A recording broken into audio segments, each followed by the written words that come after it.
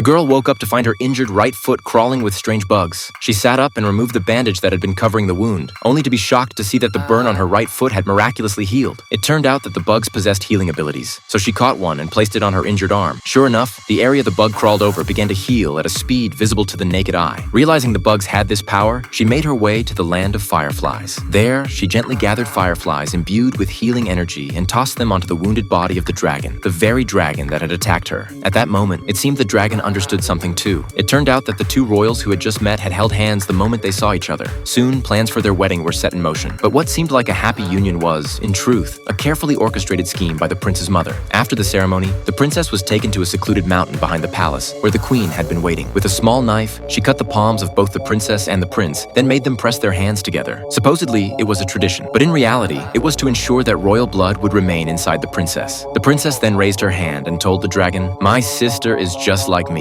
So were all those innocent girls before us. The royal family of Ionia used this method to leave traces of royal blood within us. The scent you smelled, but you were deceived." The dragon, weakened, replied, "Then give me a swift end." The princess slowly raised her sword, but in the next moment,